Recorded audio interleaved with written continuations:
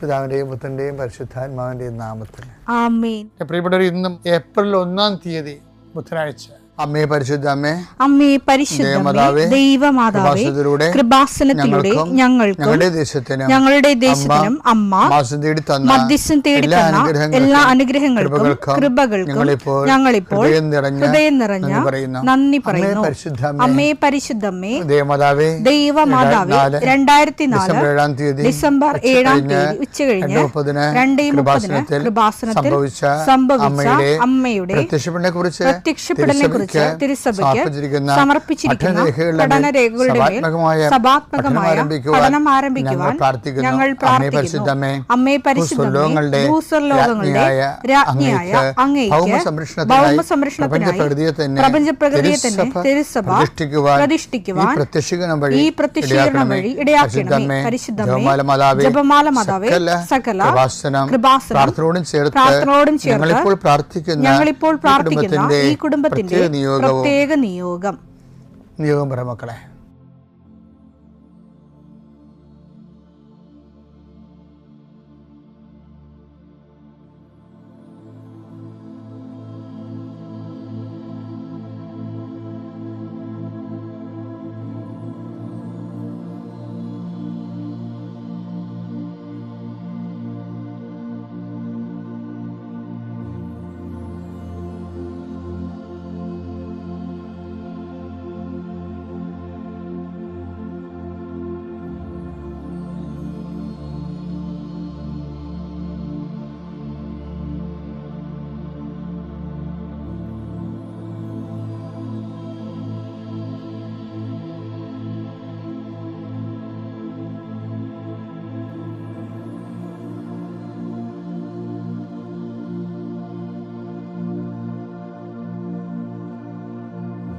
അമ്മയുടെ പ്രത്യക്ഷീകരണത്തിന്റെ ഈ അനുഗ്രഹവേളയിൽ ഞങ്ങൾക്ക് സാധിച്ചു തരുവാൻ കനിയണമേ. ആമേൻ. വിശ്വാസ പ്രമാണം. സർവശക്തനായ പിതാവും ആകാശത്തിന്റെയും ഭൂമിയുടെയും സൃഷ്ടാവുമായ ദൈവത്തിൽ ഞാൻ വിശ്വസിക്കുന്നു. അവിടുത്തെ ഏകപുത്രനും ഞങ്ങളുടെ കർത്താവുമായ ഈശോമിശിഹായിലും ഞാൻ വിശ്വസിക്കുന്നു. ഈ പുത്രൻ പരിശുദ്ധാത്മാവിനാൽ ഗർഭസ്ഥനായി കന്യകാമറിയത്തിൽ നിന്ന് പിറന്ന് പൊന്തിയോസ് പീലാത്തോസിന്റെ കാലത്ത് പീഡകൾ സഹിച്ച് കുരിശിൽ തറയ്ക്കപ്പെട്ട് മരിച്ച് അടക്കപ്പെട്ട് പാതാളങ്ങളിൽ ഇറങ്ങി മരിച്ചവരുടെ ഇടയിൽ നിന്ന് 3-ാം നാൾ ഉയർത്ത് സ്വർഗത്തിലേക്ക് എഴുന്നള്ളി സർവശക്തിയുള്ള പിതാവായ ദൈവത്തിന്റെ വലതുഭാഗത്തിരിക്കുന്നു. അവിടെ നിന്ന് ജീവിക്കുന്നവരെയും മരിച്ചവരെയും വിധിക്കുവാൻ വരുമെന്നും ഞാൻ വിശ്വസിക്കുന്നു. പരിശുദ്ധാത്മാവിലും ഞാൻ വിശ്വസിക്കുന്നു. വിശുദ്ധ കത്തോലിക്കാ സഭയിലും പുണ്യവാന്മാരുടെ ഐക്യത്തിലും പാപങ്ങളുടെ മോചനത്തിലും ശരീരത്തിന്റെ ഉയർപ്പിലും നിത്യമായ ജീവിതത്തിലും ഞാൻ വിശ്വസിക്കുന്നു. ആമേൻ. സുഖസ്ഥനായ ഞങ്ങളുടെ പിതാവേ, അങ്ങയുടെ നാമം പൂജിതമാകണമേ. അങ്ങയുടെ രാജ്യം വരണമേ. അങ്ങയുടെ തിരുമനസ് സ്വർഗത്തിലെ പോലെ ഭൂമിയിലും ആകണമേ. അന്നു വേണ്ടുന്ന ആഹാരം ഇന്ന് ഞങ്ങൾക്ക് തരണമേ. ഞങ്ങളോട് തെറ്റ് ചെയ്യുന്നവരോട് ഞങ്ങൾ ക്ഷമിക്കുന്നത് പോലെ ഞങ്ങളുടെ തെറ്റുകൾ ഞങ്ങളോടും ക്ഷമിക്കണമേ. ഞങ്ങളെ പ്രലോഭനത്തിൽ ഉൾപ്പെടുത്തരുതേ, തിന്മയിൽ ഞങ്ങൾ രക്ഷിക്കണമേ. ആമേൻ. നന്മ നിറഞ്ഞ മറിയമേ, സ്വസ്തി. കർത്താവ് അങ്ങയുടെ കൂടെ സ്ത്രീകളിൽ അങ്ങ് അനുഗ്രഹിക്കപ്പെട്ടവളാകുന്നു. അങ്ങയുടെ ഉദരത്തിൻ ഫലമായി ഈശോ അനുഗ്രഹിക്കപ്പെട്ടവനാകുന്നു. പരിശുദ്ധ മറിയമേ, തമ്പുരാന്റെ അമ്മേ, പാപികളായ ഞങ്ങൾക്ക് വേണ്ടി ഇപ്പോഴും ഞങ്ങളുടെ മരണസമയത്തും തമ്പുരാനോട് അപേക്ഷിക്കണമേ. ആമേൻ. കർത്താവിന്റെ ഉന്നതമായ നാമത്തിന് സ്വസ്ഥം ചെയ്യുന്നു. കർത്താവിന്റെ വിശുദ്ധ പൗരോഹിത്യത്തെ മഹത്വപ്പെടുത്തണമേ. കർത്താവ് സഭയിലുള്ള സാന്നിധ്യം പ്രകടമാക്കണമേ. 40 വർഷം ഞാൻ അർപ്പിച്ച കൃപാന്റെ യുഗതിയാൽ കൃപാസനത്താറെ ജീവനോടെ പ്രത്യക്ഷപ്പെട്ട മാതാവിന്റെ മധ്യസ്ഥത്താൽ ഞാൻ മക്കളെ ഈശോ നാമത്തെ ആശീർവദിക്കുന്നു. കർത്താവെ, ജോലിയില്ലാത്തവര്, വീടില്ലാത്തവര്, ജീവിതത്തിൽ കലഹങ്ങളും ഭിന്നതകൊണ്ട് പിരിഞ്ഞു താമസിക്കുന്ന ജീവിത പങ്കാളികളെ, കുഞ്ഞുങ്ങളുടെ തെറ്റായ അവസ്ഥകൾ കണ്ട് വിഷമിക്കുന്ന മാതാപിതാക്കന്മാരെ, ശാരീരികമായ രോഗങ്ങളെ അവസരപ്പെടുന്നതും രോഗം ആകുന്നതിന് സമയമെടുക്കുന്നില്ലെന്ന് ഓർത്ത് ഉത്കണ്ഠപ്പെടുന്നവരെയും സമർപ്പിച്ച് പ്രാർത്ഥിക്കുന്നു. ഇന്ന് യാത്ര ചെയ്യുന്നവരെ, ഇന്നത്തെ യാത്രയ്ക്ക് വേണ്ടി വിവിധമായ ഒരുക്കിയിരിക്കുന്ന ലക്ഷ്യങ്ങൾ, കണ്ടുമുട്ടുന്ന വ്യക്തികൾ, സംസാരിക്കുന്ന സംഭാഷണങ്ങൾ, എഴുതുന്ന രേഖകൾ, ഒപ്പിടുന്ന ഡോക്യുമെൻറ്റുകൾ,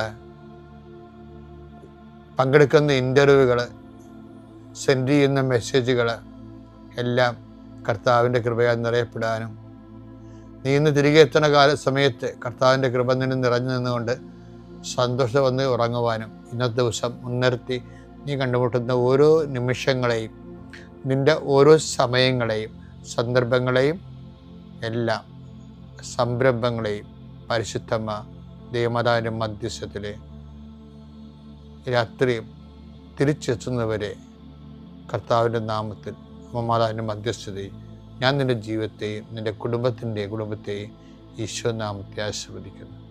എൻ്റെ പ്രിയപ്പെട്ടവരെ, ഞാനേ ആദ്യം ജെറുസലേമിൽ പോയപ്പോൾ എനിക്ക് വല്ലാത്ത അനുഭവമായിരുന്നു. കാര്യം ഞങ്ങൾ ഒലിവ് മലയിൽ നിന്ന് അവിടെ നിന്ന് ഈ പനയോല പോലൊരു സാധനമൊക്കെ അടിച്ച് എടുത്തിട്ട് ഒരു കഴുതക്കുട്ടി ഞാൻ കിട്ടിയായിരുന്നു, വെള്ള നിറത്തിലുള്ള കഴുതക്കുട്ടി. അപ്പോൾ ഞാനും വിജയകുമാർ സാറും വേറെ കുറേ ട്രൂപ്പിലൊക്കെ കുറേ ആൾക്കാരുണ്ട്. ഞങ്ങളെല്ലാവരും കൂടി ഈ കഴുതയും കൊണ്ടാണ് ഒലിവ് മലയിൽ നിന്ന് നമ്മൾ പടിഞ്ഞോട്ട് ഇറങ്ങി. പിന്നെ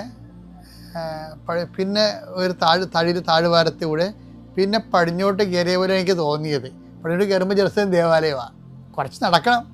പക്ഷേ ഈ കുന്നിറങ്ങി വേറെ കുന്നിലോട്ട് കയറുന്ന ഇടയ്ക്കുള്ള ഒരു ബേസൻ പോലെയൊക്കെ സംഭവില്ലേ, അവിടെ തെക്ക് വടക്ക് നെടുനീളത്തിൽ കുറേ കുഴിമാടങ്ങളാണ്.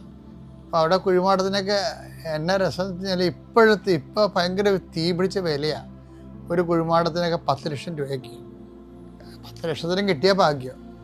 കാര്യം ഈ കർത്താവ് രണ്ടാമത്തെ ഈശോയുടെ വരവ് അവിടെയാണ് ആദ്യം വരണമെന്നുള്ളതാണ് യഹൂദന്മാരുടെ വിശ്വാസം. അതാണ് അതുകൊണ്ടാണ് അവർ ദേവാലയം കിഴക്കോട്ട് തിരിച്ചു വെക്കണമെന്ന് പറഞ്ഞില്ലേ. അതുകൊണ്ടാണ് ഞാൻ അങ്ങനെ പറഞ്ഞത്.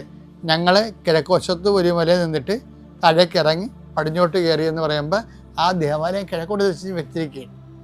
അപ്പോൾ ആ കുഴിമാടങ്ങൾ കൊണ്ട് 10,000 കുഴിമാടങ്ങളുണ്ട് അവിടെ. അതാണ്. അപ്പോൾ അവിടെ ഞാൻ ഈ ഓശാന ആയിട്ടാണ് ഇങ്ങനെ ജെറുസലേം ദേവാലയത്തിൻ്റെ കവാടത്തേക്ക് പോകണമെന്നുണ്ടെങ്കിൽ ഞങ്ങളവിടെ നിന്ന് എന്താ കാര്യം വെച്ചാൽ അതാണ് ഹക്കൽ ദാമ എന്ന് പറയുന്നത്. ഹക്കൽ ദാമ നമുക്ക് ആദ്യം മത്തായി 27:3 മുതലുള്ള തിരുവചനങ്ങൾ. അവനെ ഒറ്റിക്കൊടുത്ത യൂദാസ് അവൻ ശിക്ഷയ്ക്ക് വിധിക്കപ്പെട്ടു എന്നറിഞ്ഞപ്പോൾ പശ്ചാത്തപിച്ച് ആ 30 വെള്ളി നാണയങ്ങൾ പ്രധാന പുരോഹിതന്മാരെയും. ഇത് കണ്ടില്ലേ, അത് ശിക്ഷിക്കുമെന്ന് വിചാരിച്ചില്ലെന്നാ എൻ്റെ അർത്ഥം. പക്ഷെ ഒറ്റിക്കൊടുത്താൽ മതി. ശിക്ഷിക്കണയൊക്കെ പിന്നെ ഇത് യൂദാസിന്റെ പരിധിയിലുള്ള കാര്യങ്ങളല്ല. അതാണ് വിഷയം. അവൻ പശ്ചാത്തപിച്ച് ആ 30 വെള്ളി നാണയങ്ങൾ പ്രധാന പുരോഹിതന്മാരെയും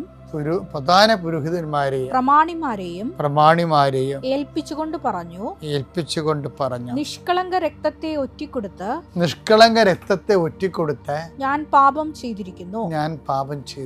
അവർ അവനോട് പറഞ്ഞു, അതിന് ഞങ്ങൾക്കെന്ത്? അത് നിന്റെ കാര്യം. വെള്ളി നാണയങ്ങൾ ദേവാലയത്തിലേക്ക് വലിച്ചെറിഞ്ഞിട്ട് അവൻ പോയി കെട്ടിഞ്ഞാന്ന് ചത്തു. പ്രധാന പുരോഹിതന്മാർ ആ വെള്ളി നാണയങ്ങൾ എടുത്തുകൊണ്ട് പറഞ്ഞു, ഇത് രക്തത്തിന്റെ വിലയാകയാൽ ഭണ്ഡാരത്തിൽ നിക്ഷേപിക്കുന്നത് അനുവദനീയമല്ല. അതുകൊണ്ട് അവർ കൂടി ആലോചിച്ച് ആ പണം കൊടുത്ത് വിദേശീയരെ സംസ്കരിക്കാൻ വേണ്ടി കുശവന്റെ പറമ്പ് വാങ്ങി. അത് ഇന്നും രക്തത്തിന്റെ പറമ്പ് എന്നറിയപ്പെടുന്നു. അതാണ്. ആ പറമ്പിലാണ് ഈ കുഴിമാടങ്ങൾ കണ്ടു എന്ന് പറഞ്ഞില്ലേ. അതിനെക്കുറിച്ച് നടപടി പുസ്തകം പിന്നെയും വിശദീകരിക്കുന്നുണ്ട്. അതൊക്കെ പിന്നെ കാണാം. പക്ഷേ ഇവിടുത്തെ ഒരു പ്രധാനപ്പെട്ട ഒരു വചനമുണ്ട്. ഇത് എന്നെ വല്ലാതെ സ്വാധീനിച്ചൊരു വചനമാണ്. എന്ന് വെച്ച് കഴിഞ്ഞാൽ എന്താണ്, ഈ അന്നാസും കയ്യഫസും കൂടി യൂദാസ് എറിഞ്ഞു കളഞ്ഞ നാണയം എടുത്തിട്ട്, അത് വെള്ളി നാണയങ്ങളാണ്, എടുത്തിട്ട് അവർ എന്താ ചെയ്യണത്? ഇത് രക്തത്തിൻ്റെ വിലയാണെന്ന് പറഞ്ഞു. കർത്താവിൻ്റെ രക്തത്തിൻ്റെ വിലയാണ്. അതുകൊണ്ട് എന്ത് ചെയ്യണം? ഇത് കൊടുത്ത് വിദേശീയരെ സംസ്കരിക്കാൻ വേണ്ടി ഒരു പറമ്പ് വാങ്ങാം. അപ്പോൾ അതിൽ ഒത്തിരി കാര്യങ്ങളുണ്ട്. ശരിക്കും പറഞ്ഞാൽ വിദേശം എന്ന് പറഞ്ഞാൽ എന്താണ്? വിജാതി യഹൂദന്മാരല്ലാത്ത ആൾക്കാർ. ഇപ്പം കർത്താവിൻ്റെ തിരുരക്തം ചൊരിഞ്ഞതിന് യഹൂദര് അല്ലാത്ത ആൾക്കാരും ആ കർത്താവ് നേടിയെടുത്ത രക്ഷയുടെ ഭാഗഭാക്കുകളാകുന്നുണ്ട്. വിദേശീയരെന്നാണ് പറയണമെന്നുണ്ടെങ്കിലും വിജാതിരെന്നാണ് ശരിക്കും പറഞ്ഞാൽ വരുന്നത്. അപ്പോഴേ ഈശോ മംഗളവാർത്ത സമയത്ത് ഈശോയെക്കുറിച്ച് പറഞ്ഞെന്താണ്? അവൻ തൻ്റെ ജനങ്ങളെ അവരുടെ പാപങ്ങളിൽ നിന്ന് മോചിക്കും. പക്ഷേ ആ പാപങ്ങളിൽ നിന്ന് മോചിക്കുമ്പോൾ അതിൻ്റെ ഇഫക്റ്റ് എങ്ങനെയാണ്? സകല ജനങ്ങൾക്കും വേണ്ടിയാണത്. സന്തോഷത്തിൻ്റെ സദ്വാർത്തയായിട്ടാണ് അതിൻ്റെ പാപമോചനം വരണത്. അപ്പോൾ അതിനകത്ത് സ്വജാതിരും പെടും, വിജാതിരും വരും, സ്വദേശീയരും വിദേശീയരും ഉണ്ടാകും. അപ്പം അറിഞ്ഞും അറിയാതെയൊക്കെ സുവിശേഷം വ്യാപകമായ രീതിയിൽ ആഗോളപരമായിട്ട് ജന്മാന്തരങ്ങളിലൂടെയുള്ള കർത്താവിൻ്റെ രക്ഷയെ വളരെ നിശബ്ദവും എന്നാൽ വളരെ ശബ്ദമുഖരിതമായിട്ടും രക്ഷയെ പ്രഖ്യാപിക്കുന്നുണ്ട്. ഇനി രസമെന്ന് വെച്ച് കഴിഞ്ഞാൽ അതുകൊണ്ട് തന്നെ ഈ ദിവസങ്ങളിൽ സഭ അക്രൈസ്തവർക്ക് വേണ്ടി പ്രാർത്ഥിക്കും. ഇത് വെള്ളിയാഴ്ച നമ്മൾ കുരിശാരോഹണത്തിന് മുമ്പ് സഭ അക്രൈസ്തവർക്ക് വേണ്ടി പ്രാർത്ഥിക്കും. പിന്നെ ദൈവവിശ്വാസം ഇല്ലാത്തവർക്ക് വേണ്ടി പ്രാർത്ഥിക്കും. അതിൻ്റെ കാരണം എന്താ വെച്ച് കഴിഞ്ഞാൽ എല്ലാവരും അറിഞ്ഞും അറിയാതെയും ഒക്കെ ഈ രക്ഷയുടെ പരിധിയിലാണ് ഉള്ളത്. അപ്പോൾ എല്ലാവരും രക്ഷപ്പെടണമെന്നും സത്യമാർഗം സ്വീകരിക്കണമെന്നും ദൈവം ആഗ്രഹിക്കുന്നു എന്നുള്ള ആദിമസഭയുടെ വിശ്വാസമാണ്, അനുഭവ വിശ്വാസം. അതുകൊണ്ട് തന്നെ നമ്മൾ ഈ ദിവസങ്ങളിൽ നിങ്ങളുടെ പാപങ്ങളെ കോൺസെൻട്രേറ്റ് ചെയ്യുമ്പോൾ തന്നെ അതുപോലെ തന്നെ മറ്റുള്ളവർ വിശ്വാസത്തിലേക്ക് വരാൻ വേണ്ടിയായിരിക്കണം ഈ വിശുദ്ധ വാരത്തിൽ നമ്മൾ എല്ലാവരും നമ്മൾ ചെയ്യുന്ന എല്ലാ ക്രിസ്തുവിൻ്റെ വഴികൾ, പള്ളികളിലുള്ള കബറിടങ്ങളിലുള്ള പ്രാർത്ഥനകൾ, അതുപോലെ തന്നെ കുരിശുമുത്തൽ, കുരിശാരാധനം, ഇങ്ങനെയുള്ള എല്ലാ സംഭവവും, ദിവ്യകാരുണ്യ സ്വീകരണം, ദിവ്യകാരുണ്യ ആരാധന, ഇതെല്ലാം മറ്റുള്ളവർ കൂടി വിശ്വാസം സ്വീകരിക്കാൻ, കർത്താവിനെ രക്ഷകനായിട്ട് സ്വീകരിക്കാൻ, ഒരു മതം മാറുക എന്നല്ല പറയാൻ ഉദ്ദേശിക്കുന്നത്. മറിച്ച് മനസ്സുകൊണ്ട് ഈശോവിനെ രക്ഷകനായിട്ട് സ്വീകരിക്കാൻ പറ്റും. മറ്റു മാർഗങ്ങളില്ല എന്നുണ്ടെങ്കിൽ ഓരോരുത്തരുടെ വിശ്വാസം ദൈവമല്ലേ കാണുന്നത്. പക്ഷേ ക്രിസ്തുവിൽ വിശ്വസിക്കുന്നവർ എല്ലാ തിന്മകളിൽ നിന്നും സന്ധിയില്ലാത്ത രീതി സന്ധി ചെയ്യാതെ സുവിശേഷ ചൈതന്യം ഉൾക്കൊണ്ട് ക്രിസ്തുനാമത്തിൽ സാക്ഷിയായിട്ട് ജീവിക്കാൻ ഇടയാക്കണം. അപ്പം ദൈവസ്നേഹവും ഏറ്റവും കൂടുതൽ ഒരു വിശ്വാസിക്ക് ഉൽപ്പാദിപ്പിക്കപ്പെടുന്ന ഒരു കാലയളവാണ് വിശുദ്ധ വാരം. പക്ഷേ നിങ്ങളതെല്ലാം മറ്റുള്ള മനുഷ്യരെ വിശ്വാസം സ്വീകരിക്കാൻ, അത് ഏറ്റവും വലിയ വിഷയം നമ്മൾ തന്നെ നമുക്കത് മനസ്സിലാവാത്തതിൻ്റെ കാരണം ചിലർ ഇപ്പം മറ്റുള്ളൊരു വിശ്വാസം ഇപ്പം നമ്മൾ തന്നെ ഗതികേട് കൊണ്ട് ഈ വിശ്വാസം സ്വീകരിച്ച് ചില ആൾക്കാർ ഗതികെട്ട് നടക്കണില്ലേ? വിശ്വാസം ജീവിക്കാത്തത് കൊണ്ടാണ്. അവർ വിശ്വാസം ജീവിക്കണില്ല. അവർക്കൊരു വിശ്വാസം ഉണ്ട്, പക്ഷെ അത് വിശ്വാസം ജീവിക്കാത്തത് കൊണ്ട് അവർക്ക് വിശ്വാസം കൊടുക്കാനുള്ള കൃപയില്ല. അതുകൊണ്ടാണ് നിങ്ങൾ മറ്റുള്ളവർക്ക് വേണ്ടി വിശ്വാസം കൊടുക്കാൻ വേണ്ടി ഒന്നും ചെയ്യാത്തതിൻ്റെ കാരണം. മറ്റുള്ളവർ വിശ്വാസം കൊടുക്കാൻ വേണ്ടി ഒന്നും ചെയ്യണില്ലല്ല. കേരള സഭയാണെങ്കിലും ഭയങ്കരമായ രീതിയിൽ പ്രാർത്ഥനയും ധ്യാനങ്ങളൊക്കെ നടക്കുന്നുണ്ടെങ്കിലും actually what they are doing to transfer the faith, എന്താണ് കോൺക്രീറ്റായിട്ട് അവർ ചെയ്യണമെന്ന് ചോദിച്ചു കഴിഞ്ഞാൽ നമുക്ക് വലുതായിട്ടൊന്നും ചെയ്യാൻ ഇല്ല. ശരിക്കും പറഞ്ഞു ഉടമ്പടി എടുത്ത ആൾക്കാർ ചെയ്യുന്നുണ്ട്, ആ വിശ്വാസം കൈമാറുന്നത് കറക്റ്റായിട്ട് കൈന്ന് മാറും. അപ്പം ഉടമ്പടി എടുത്തവർ അത് ഉറച്ചു നിൽക്കുകയും മറ്റുള്ളവരെ തങ്ങളുടെ വിശ്വാസം കൈമാറാൻ വേണ്ടി വിശുദ്ധ വാരം ഉപയോഗിക്കണമെന്ന് പ്രത്യേകം ഓർപ്പിക്കുന്നു. ദൈവം നിങ്ങളെ അനുഗ്രഹിക്കട്ടെ. പുത്രൻ്റെയും പരിശുദ്ധാത്മാവിൻ്റെ നാമത്തിൽ.